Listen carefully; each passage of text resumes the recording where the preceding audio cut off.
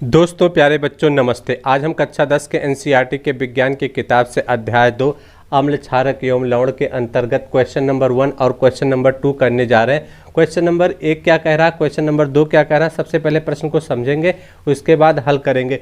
तो प्रश्न हमारा क्या कह रहा है, CaOCl2 यौगिक का प्रचलित नाम क्या है। दूसरा क्या कह रहा है, उस पदार्थ का नाम बताइए जो क्लोरीन के साथ क्रिया करके विरंजक चूर्ण बनाता है। तो एक एक करके हल करेंगे। CaOCl2 यौगिक का प्रचलित नाम क्या है। तो हमारा यौगिक है, हमारा प्रश्न है CaOCl2, ये इसका प्रचलित नाम क्या है। तो इसका प्रचलित नाम है, इस क्वेश्चन में इसका उत्तर भी दिया गया, ये इस क्वेश्चन में इसका उत्तर दिया गया, ये प्रश्न दिया गया, इसका उत्तर इस क्वेश्चन में दिया गया है। ये हमारा क्या है, विरंजक चूर्ण। क्या है, विरंजक चूर्ण, विरंजक चूर्ण, इसका उत्तर है विरंजक चूर्ण। और इसको साधारण नाम से क्या कहा जाता है, आला कहा जाता है, आला भी इसे कहते हैं। और क्या कहते हैं, ब्लीचिंग पाउडर, क्या कहते हैं, ब्लीचिंग पाउडर भी होता है, ब्लीचिंग पाउडर होता है जो कीटाणुनाशक के रूप में उपयोग किया जाता है। पानी में डाल करके पानी के कीटाणु को मारने के लिए किया जाता है। और इसे ब्लीचिंग लिक्विड भी कहते हैं, ब्लीचिंग भी कहते हैं। ब्लीचिंग का काम करता है, जो कपड़े के दाग धब्बे में इसका उपयोग किया जाता है। कब इसको 3 नामों से जाना जाता है, 4 नामों से जाना जाता है। नंबर 1 विरंजक के रूप में, विरंजक चूर्ण के रूप में। दूसरा नाम है आला साधारण भाषा में। और अगला नाम है, तीसरा नाम है ब्लीचिंग पाउडर। और चौथा नाम है ब्लीचिंग। ये 4 नामों से जाना जाता है। अब हम दूसरा क्वेश्चन करेंगे। दूसरा क्वेश्चन हमारा क्या कह रहा है, उस पदार्थ का नाम बताइए जो क्लोरीन के साथ क्रिया करके विरंजक चूर्ण बनाता है। तो पहले क्वेश्चन का उत्तर दूसरे में छिपा हुआ था, तो विरंजक चूर्ण ये हमारा है। तो प्रश्न कह रहा है, उस पदार्थ का नाम बताइए जो क्लोरीन के साथ क्रिया करके, यानी एक क्लोरीन के साथ क्रिया करके, किसके साथ, Cl2 के साथ क्रिया करके, इस तरह से क्रिया करके क्या बनाता है, विरंजक चूर्ण बनाता है। यानी calcium oxygen chloride, calcium hypochloride, इस तरह से विरंजक चूर्ण बनाता है। ये हमारा प्रश्न कह रहा है। अब ये कह रहा है यहाँ क्या, कौन सा पदार्थ होगा जो क्लोरीन के साथ क्रिया करके विरंजक चूर्ण बनाता है। तो हम अनुमान लगा सकते हैं कि कैल्शियम का ही कोई लवण होगा। एक कौन सा, यहाँ जो कोई भी पदार्थ होगा वो क्या होगा, कैल्शियम का ही लवण होगा।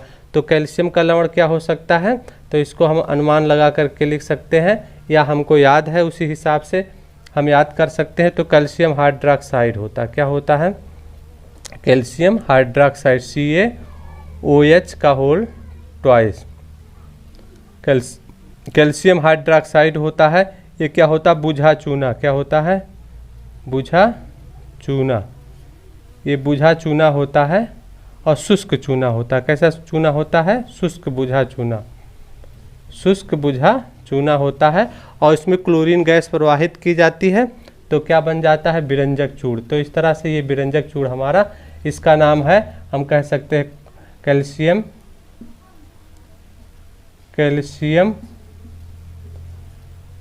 हाइपोऑक्सीक्लोराइड,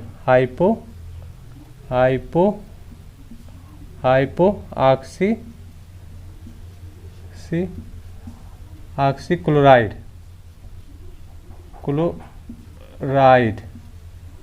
तो ये होता है विरंजक चूर्ण, इसका नाम है विरंजक चूर्ण। इस तरह से विरंजक चूर्ण हमारा प्राप्त होता है, विरंजक चूर्ण।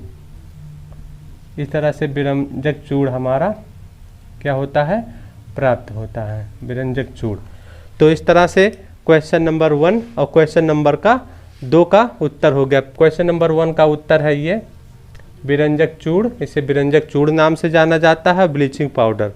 दूसरे का उत्तर हो गया कैल्शियम हाइड्रोक्साइड यानी बुझा चूना, दूसरे का उत्तर ये है। दूसरे क्वेश्चन का बुझा चूना कैल्शियम हाइड्रोक्साइड के साथ क्रिया करके क्लोरीन विरंजक चूर्ण बनाता है। दोस्तों प्यारे बच्चों, अब हम क्वेश्चन नंबर 3 और 4 करने जा रहे हैं। सबसे पहले प्रश्न को पढ़ेंगे, उसके बाद समझेंगे, उसके बाद हल करेंगे। तो क्वेश्चन नंबर 3 हमारा क्या कह रहा है, कठोर जल को मृदु करने के लिए किस सोडियम यौगिक का उपयोग किया जाता है। अगला है क्वेश्चन नंबर 4 है, सोडियम हाइड्रोजन कार्बोनेट के विलयन को गर्म करने पर क्या होगा। इस अपक्रिया के लिए समीकरण लिखिए। तो सबसे पहले क्वेश्चन नंबर 3 को समझते हैं, उसके बाद 4 को समझते हैं। तो क्वेश्चन नंबर 3 क्या कह रहा है, कठोर जल। तो कठोर जल क्या होता है, इस तरह से यदि हमारे पास कोई पात्र है, यदि कोई पात्र है, इसमें जल भरा हुआ, क्या है, जल है, ये क्या है, जल है, H2O है, जल है। और कैसा जल है, कठोर जल।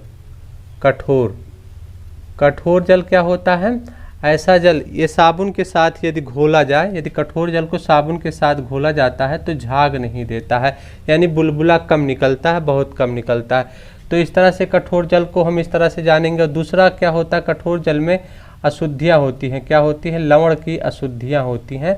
इसमें कैल्शियम मैग्नीशियम के क्या होते हैं, लवण मिले होते हैं, जिसके कारण से अशुद्ध होता है, लेकिन इसको हम देखकर पहचान नहीं कर सकते। यदि कठोर जल को क्या करते हैं, यदि हम कठोर जल को गर्म करते हैं, बॉयल करते हैं, यदि कठोर जल को क्या करते हैं, स्पीड लैंप से क्या करते हैं, बॉयल करते हैं, इस तरह से ये गर्म करते हैं, इस तरह से गर्म करते हैं। यदि हम स्पीड लैंप से क्या करते हैं, इस पानी को गर्म करते हैं, स्पीड लैंप से गर्म करते हैं, तो क्या हो जाता है, नीचे ठोस लवण जम जाता है। तो इस तरह से ठोस लवण जम जाता है। यदि कठोर जल है तो ये लवण जमेगा, यदि मृदु जल है तो ऐसा नहीं होगा। मृदु जल है, यदि हम गर्म करेंगे तो नीचे कोई ठोस पदार्थ नहीं प्राप्त होगा। तो हमने कठोर जल और मृदु जल को समझा। आगे क्या कह रहा प्रश्न, मृदु करने के लिए किस सोडियम यौगिक का उपयोग किया जाता है। अब इसको क्या करना है, मृदु करना है। जो कठोर जल है इसमें लवण मिले हुए हैं, इसको मृदु करने के लिए सोडियम के किस यौगिक का उपयोग किया जाता है। तो सोडियम का यौगिक होता है Na2, सोडियम कार्बोनेट का उपयोग किया जाता है। किसका उपयोग किया जाता है, इसका उत्तर है, इसका आंसर है सोडियम कार्बोनेट। सोडियम कार्बोनेट, इसका उत्तर है सोडियम कार्बोनेट। लेकिन क्या है, हम कन्फ्यूजन में रहते हैं, क्योंकि यह अगला प्रश्न भी दिया गया, इस प्रश्न को भी ध्यान समझेंगे। Sodium hydrogen carbonate, sodium hydrogen carbonate, तो ये भी तो सोडियम का यौगिक है, ये भी सोडियम का यौगिक है और ये भी सोडियम का यौगिक है। इसलिए हम कभी गलती कर सकते हैं। इसमें किस चीज़ का फ़र्क है, इसमें H का फ़र्क है, H इसमें है और इसमें H नहीं है। तो सोडियम कार्बोनेट में H नहीं है और सोडियम बाइकार्बोनेट या सोडियम हाइड्रोजन कार्बोनेट में H है। तो इसका उपयोग जो है, इसको क्या कहते हैं, धोने का सोडा, इसे क्या कहते हैं, थोड़ा सा समझेंगे, धोने का सोडा इसे कहा जाता है, धोने का सोडा। इसमें 10 अणु, जब धोने का सोडा होता है तो 10 अणु H2O के मिले होते हैं और इस 10 अणु को कभी भी अलग किया जा सकता है। तो इसलिए धोने का सोडे का इस्तेमाल कठोर जल को मृदु करने के लिए किया जाता है। लेकिन ये सोडियम बाइकार्बोनेट है, ये सोडियम, क्वेश्चन नंबर 4 से, सोडियम बाइकार्बोनेट या सोडियम हाइड्रोजन कार्बोनेट, या क्या कहलाता है, यह कहलाता है बेकिंग सोडा। क्या कहलाता है, ये कहलाता बेकिंग सोडा, ये कहलाता है बेकिंग सोडा। तो हमने समझा धावन सोडे का इस्तेमाल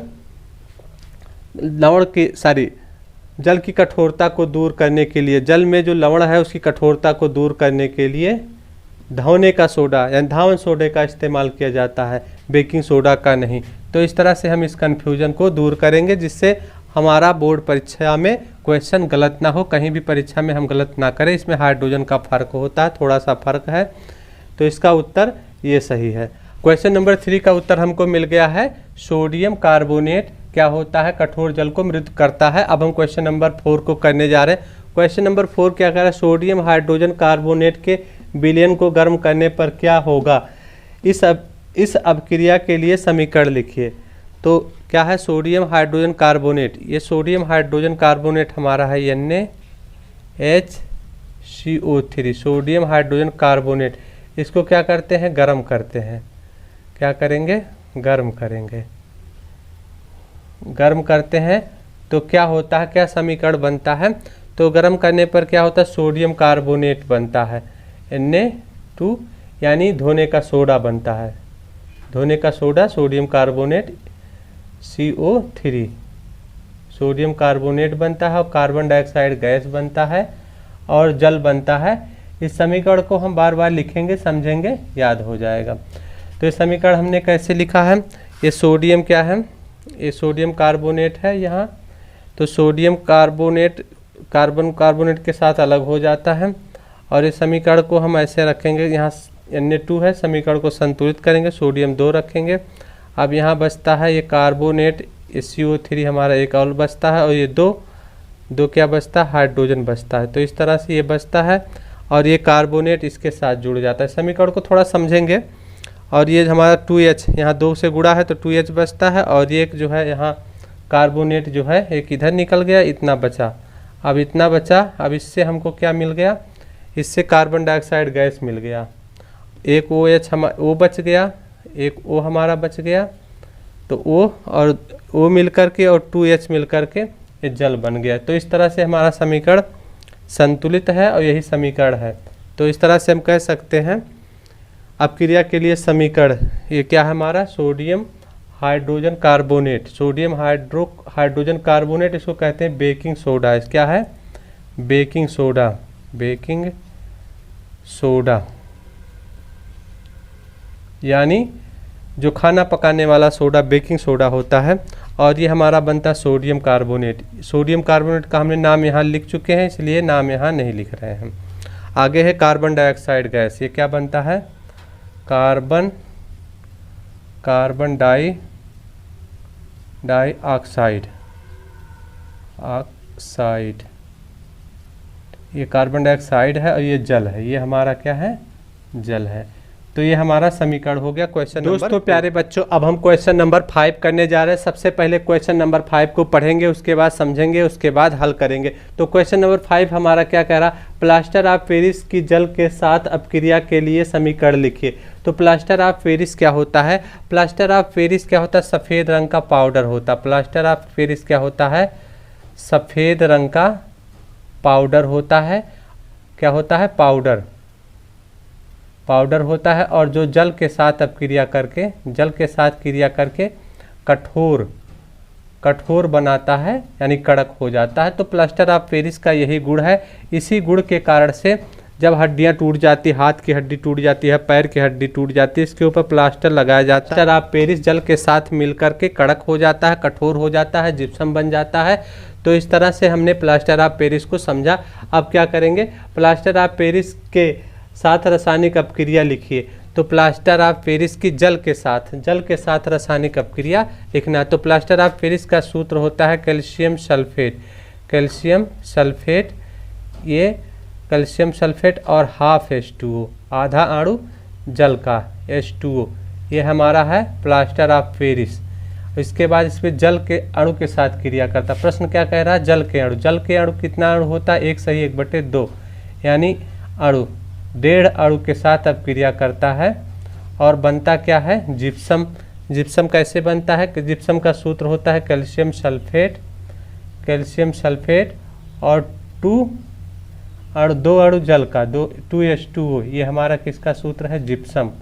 किसका सूत्र है, जिप्सम, ये जिप्सम का सूत्र है। और ये हमारा प्लास्टर ऑफ पेरिस है, प्लास्टर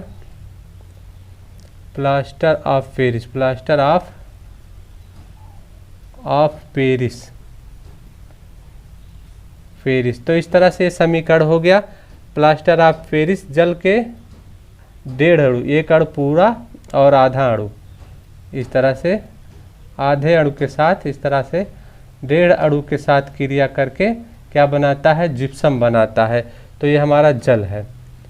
तो क्या हो गया, प्लास्टर ऑफ पेरिस की जल के साथ अपक्रिया का समीकरण लिखिए। तो ये समीकरण हो गया। इस तरह क्वेश्चन नंबर 5 का ये आंसर होगा।